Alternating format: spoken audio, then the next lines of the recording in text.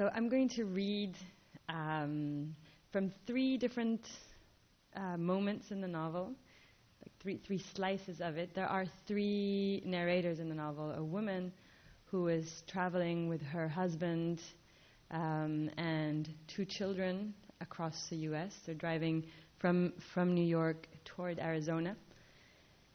The other narrator is the boy who's sitting in the back seat, who is her stepson. And the third narrator is a third-person narrator who tells the journey of 7 children who are traveling across national boundaries aboard, mostly aboard a train, also by foot, a train that resembles the beast or the bestia that you might have heard about, the train that crosses, or the series of trains that cross Mexico, and upon which most of the people who cross Mexico from Central America ride to get to the northern border of Mexico. So I'm first going to read from the woman's voice, and I'm going to try not to read for such a long time so that we can have a Q&A. All right. Nouns. Unhappiness grows slowly. It lingers inside you, silently, surreptitiously. You nourish it, feeding it scraps of yourself every day.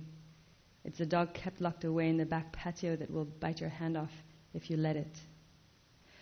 Unhappiness takes time, but eventually it takes over completely.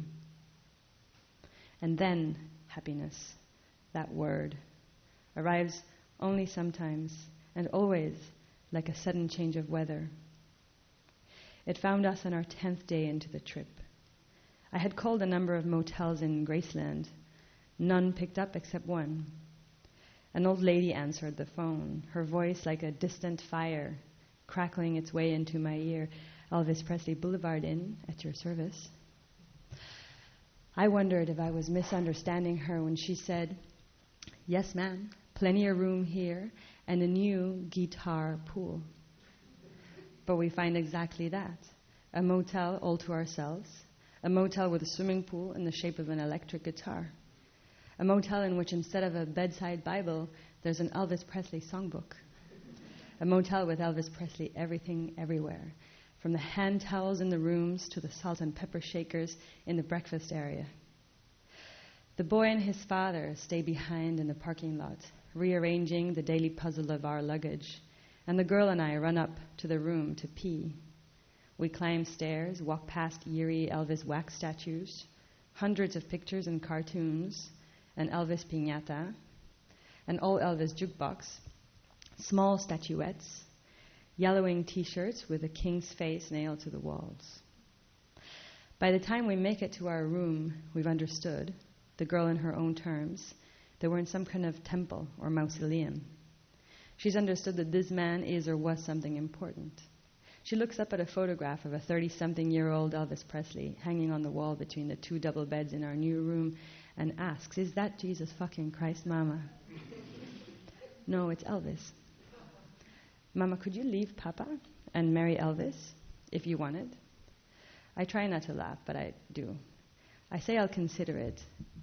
But then I tell her I would accept he's dead, my love. This poor young man is dead. He is. Like Johnny Cash is dead. That's right. Like Janis Joplin is dead. Uh-huh.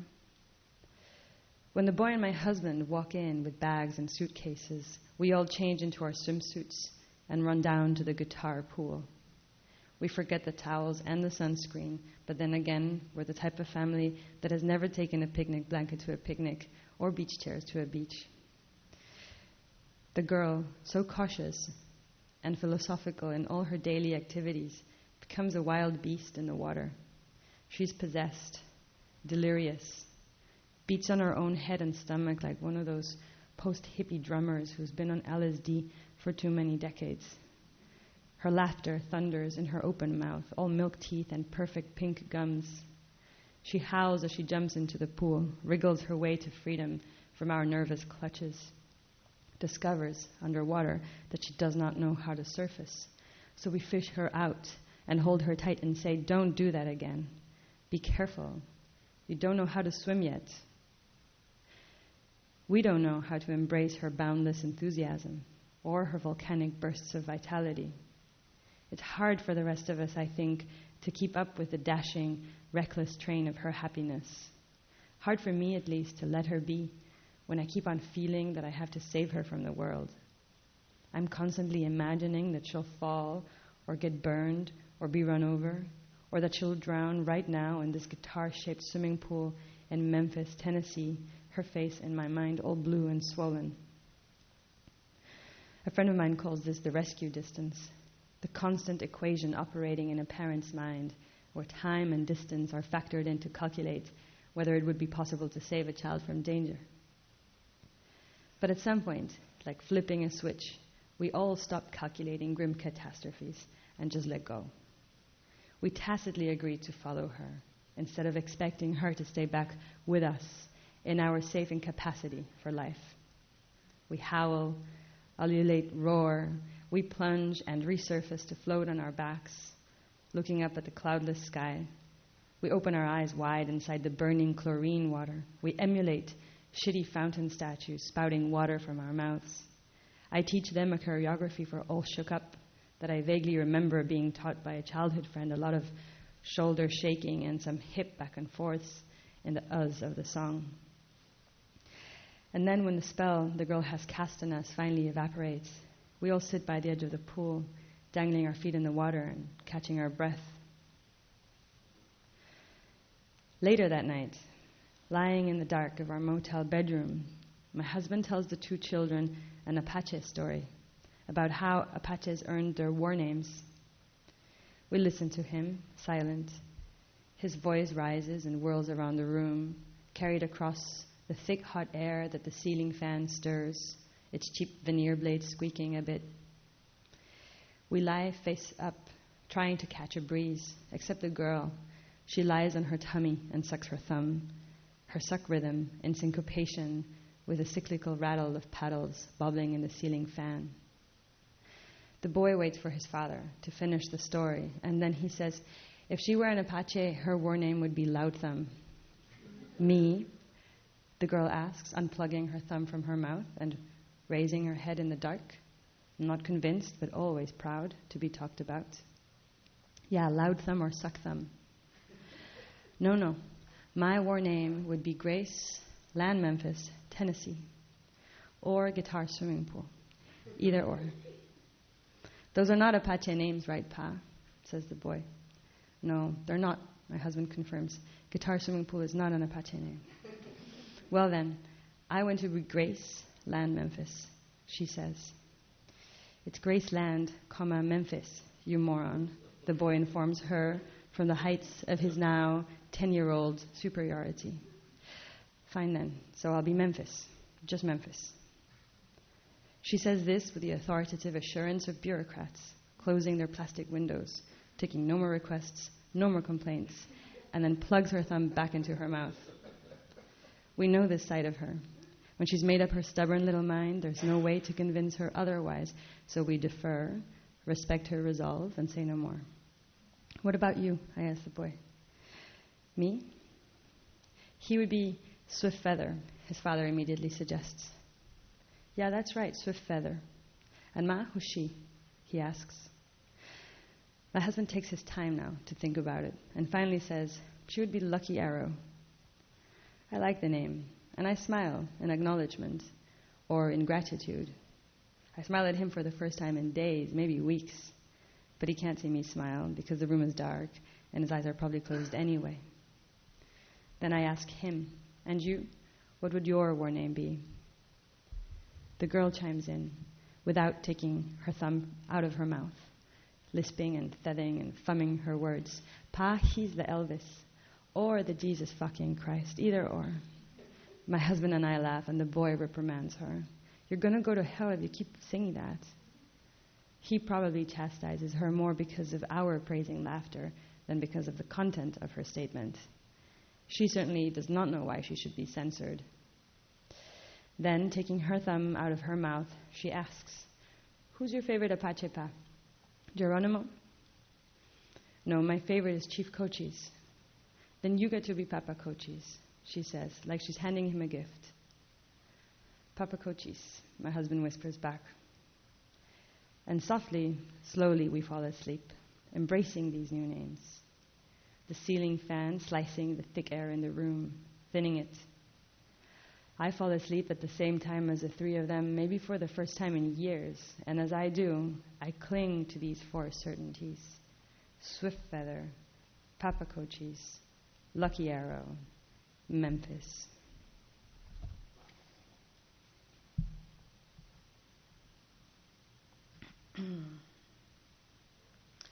Okay, so what I'm going to read next is from the boy's voice. Without saying too much and giving too much away, there's a moment in which the children, in an attempt to emulate the news that they're hearing of a lot of children arriving alone at the border, in an attempt to emulate and to call their parents' attention, and then a series of complicated reasons leads them to leave their parents and run off by themselves, and they get lost. That's all I'll say. So this is the boy. They've been lost for almost an entire day. I thought the plan for now is we'll go inside and we'll ask for water, sitting at that long diner counter, and pretend that our parents are coming any minute. And after drinking the water, we'll run away. It won't count as stealing because glasses of water are free anyway. But I won't tell you this part, I thought. I won't tell her we'll have to run away after drinking the water because I know it'll scare her and she doesn't need to be scared. The sun was low in the sky when we walked into the diner. As soon as we walked in, I knew we shouldn't stay too long in there or we'd start looking suspicious, like we were alone, no parents. We sat at the long counter on high stools with bouncy foam. Everything around us was shiny. The napkin holders, the big loud coffee makers that smell so acid, the spoons and forks, even the face of the waitress was shiny. You, Memphis, asked the waitress for crayons and paper, which you got. And I asked for 2 waters and said we'd wait for our mom and dad to come to order real things. The waitress smiled and said, "Sure thing, young man." The only other person inside, aside from us and the waitress, was an old man with a round, pink face. He was standing a few feet from us, dressed in blue. He was drinking a tall glass of beer and was eating chicken wings and sucking the stuck meat from between his long teeth. I could see you wanted some chicken, too, because your eyes got all tear-swollen and mad like birds fighting for space. But we weren't going to risk it. I said, "Focus on your picture." And so you drew a girl and wrote "Surf Us in Love," and then it said, "Sarah Falls in Love." I didn't want to correct your spelling because it didn't really matter that much, because who was going to see the drawing except us anyway? The man went to the bathroom and left his dish full of chicken wings right there.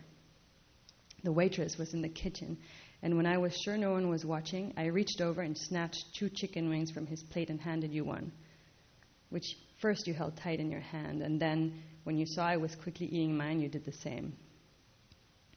And when we'd eaten the last bit of meat on them, we threw the bones under the counter. And when the waters came, they came with a lot of ice. I took sugar packets and emptied them into the waters and then put a bunch of them in my pocket for later. And the waters were so good and sweet. We drank them so quickly that I was all of a sudden ashamed to leave. My legs felt heavy and embarrassed for the waters and also for the evidence of the chicken wing bones under the counter. We sat there in silence for a while, and I helped you with your drawing and made a heart around Sarah Falls in Love, and we both made shooting stars around her and some planets. But even when I was concentrating on coloring in the planets, I knew in my mind I couldn't pretend for much longer to still be waiting for our parents to come in. I was about to not know what to do next and mess everything up when something happened that was lucky for us. I think you brought us the luck. Mama said, always, that you had a good star above you. The man next to us with a round pink face and long teeth stood up and went to the jukebox in the corner. I think he was drunk because he took a long time messing around with it, pressing buttons, and his body moved a bit from side to side. Finally, a song came up, and this was the lucky part for us. It was one of our very own songs, Yours and Mine.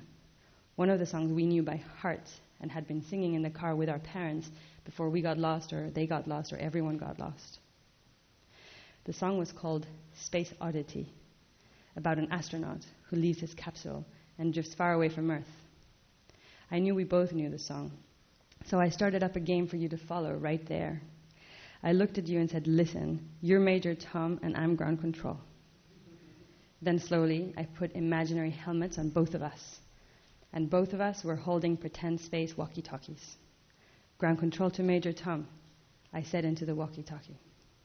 You smiled so wide, I knew you understood my game immediately, because also you usually do.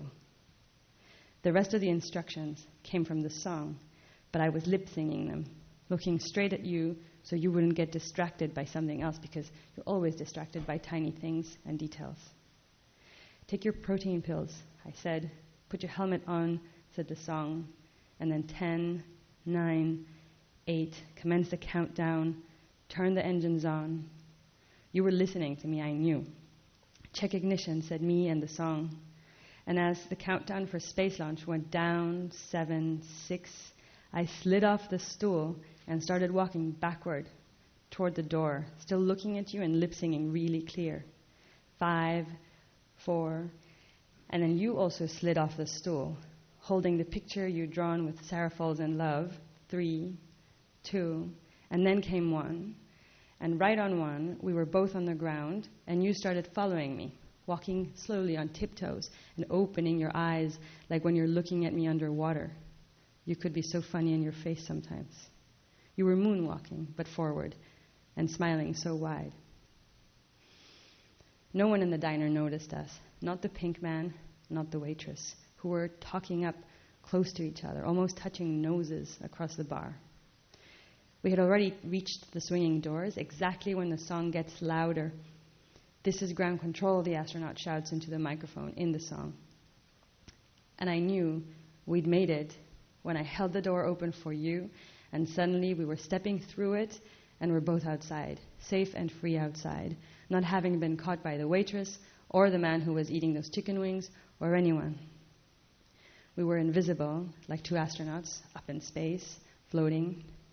And outside, the sun was setting, the sky pink and orange, and the freight trains parked on the tracks were bright and beautiful. And I ran for it so fast across the gravel and around the train, in front of the Maverick Room diner, and beyond the train tracks, and laughing so hard my bladder almost exploded from all the icy water we drank. And I ran more, crossed the big road, and then ran along smaller streets until I reached the desert shrub, where there were no more houses or streets or anything, just shrubs and sometimes tall grass. I kept on running because I could still hear the song, but only in my head, so I sang it in pieces out loud as we ran, like I'm floating and like the stars seem different, and also my spaceship knows which way to go. I ran so fast, so long, I was still shouting, "Can you hear me, Major Tom?" And I turned around to look behind me, but you were not there anymore. "Major Tom," I shouted many times all around me. You weren't there at all. I must have run too fast for her, I thought inside my head. I must have ran too fast for her little legs, thinking you were keeping up and you just didn't. She's so useless sometimes, I thought then, but of course I don't think that for real. You probably got distracted by something small and stupid, like a rock in a funny shape or a flower that was purple. You were not anywhere. I kept on looking and shouting, "Major Tom," and then Memphis for hours or minutes or hours, till I noticed there were longer shadows growing slow under things, and I got angry thinking maybe you were hiding, and then scared and guilty thinking maybe you'd fallen and were crying for me somewhere, and I was also nowhere for you to see me. I walked back to the Maverick Room diner where we'd last been together, but I stayed some feet away from it, by the train parked outside it, because the area outside the diner was full of adults now, men and women, tall and strange and not trustable. Later, I climbed up to the roof of a train wagon, the same train wagon I had taken a picture of earlier that day. I climbed to the top of it using one of the side ladders. Up there, on the train top, I knew no one would be able to see me no matter how tall they humanly were. I opened my backpack and took some stuff out to keep me company. I took out my binoculars, the Swiss Army knife, and the Continental Divide Trail map. And I hit the map with my fist and spit on it, because I realized that by following that trail, the only thing I had managed to do was to get you and me divided. And I felt so stupid, like I'd walked straight into a trap, no matter all the warnings. I put everything back into the backpack. It was no use having my things there. They were no company now. From the roof of the train car, the sky looked almost black. A few stars showed up in the sky. The song about the astronaut kept coming back to me in my head, except now the part about the stars that looked very different felt like a curse that the sky had cursed us with.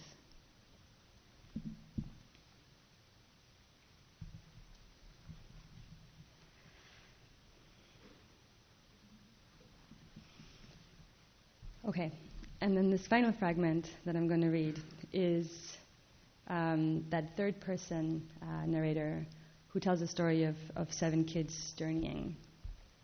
And this is kind of deep into their journey as well. The desert opens out around them, wide and invariable, as the train advances westward, parallel to the long iron wall. The sun is rising far to the east, behind a mountain range, a grand mass of blue and purple, its contours jagged lines like hesitant brushstrokes. They are silent, the 6 children, more silent than usual, locked up in their terrors, the 6 of them.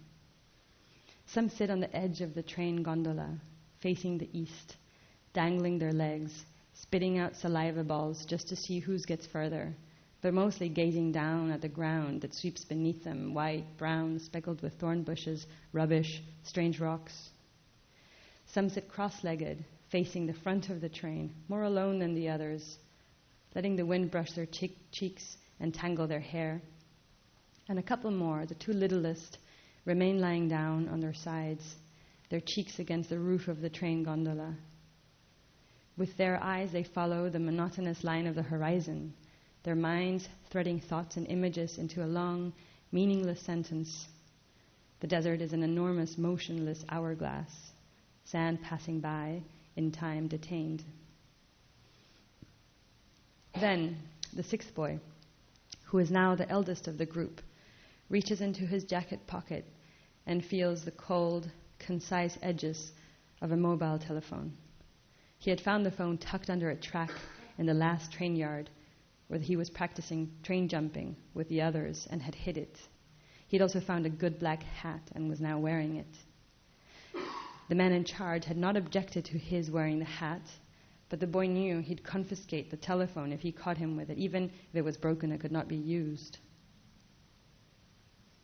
Now he makes sure the man in charge is still sleeping, and he is. The man in charge is as if in a coma, far away, breathing deeply, huddled under a tarp. So the boy takes out the telephone. Its glass is smashed like a window hit by a bird or a bullet, and the battery is dead. But still, he shows the object to the rest of the children as if he were showing them a treasure found after a shipwreck. They all respond with gestures, silent but acknowledging. Then he suggests a game, tells all of them to watch him and listen carefully. First, he hands the dead phone to one of the girls, the older one, and says, "Here, call someone.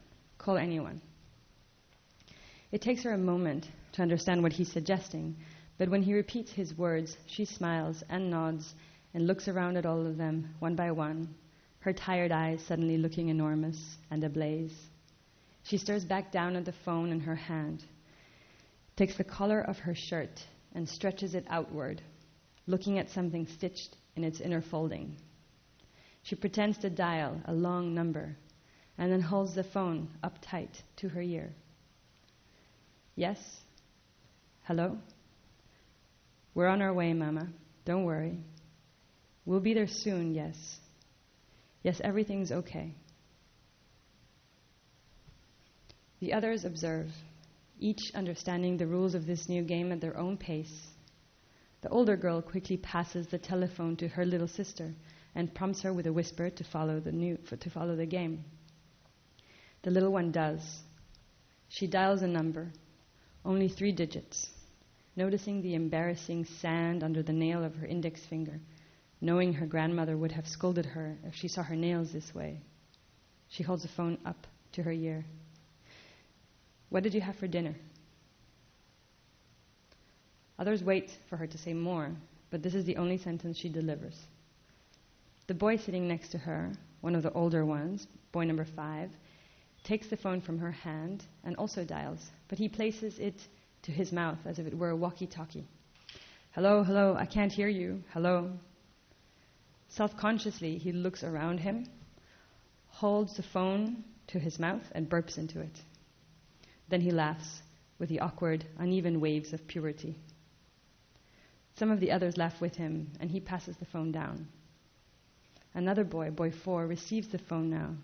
It trembles in his hand, and he pretends it's a bar of soap, cleans his body with it, silent.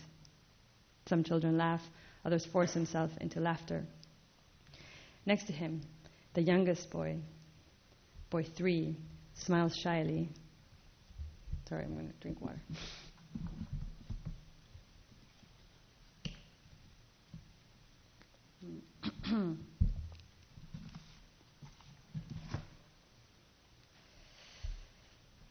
Next to him, the youngest of the children, boy 3, smiles shyly under his sucked thumb. He slowly unplugs his thumb from his mouth. It's his turn to take the phone, and he does. He looks at it, cradled in the cup of his hands, and then looks up at the rest of the group. He knows by the eyes of the others, by the eyes that they look at him with, that he has to say something, that he cannot just keep quiet like he always just keeps quiet. So he takes a deep breath and, looking at the phone still cradled in his palms, starts whispering into it. He speaks for the first time and speaks more than he's ever done before. Mama, I haven't been sucking my thumb at all, Mama. You'd be so proud, and proud to know we've rode on the back of many beasts for many days and weeks, I'm not sure how long, but I've become a man, and a lot of time has passed, but I still can remember the stones you used to throw into the green lake when we were there, some of them dark, some of them flat, others small and shiny, and I have one of the stones, the one I didn't throw, in my pocket. And my trained brothers and sisters are good people, Mama, and all of them are brave and strong and have different faces. There's a boy who's always angry. He talks in a strange language in his sleep, and when he's awake, he talks in our language, but is still angry. And there's another boy who's almost always serious, though sometimes does funny things. But when he's serious, he says, we're ready for the desert, Mama. And I know he's right. And there are 2 girls who are sisters and look almost the same, except one is bigger and the other is smaller, and the smaller one is missing some teeth, like I will soon, because I can feel 1 or 2 moving already in my mouth. The 2 girls never get scared, not even the smaller one. They're both gentle and brave, they never cry, and they wear shirts that they keep clean no matter what. And on the collars of the shirts, their grandmother sewed the telephone number of their mother, who's waiting for them on the other side of the desert. They showed me the numbers once, and they look just like the number you'd also sewn on my shirt, so I can call my aunt when I cross to the other side.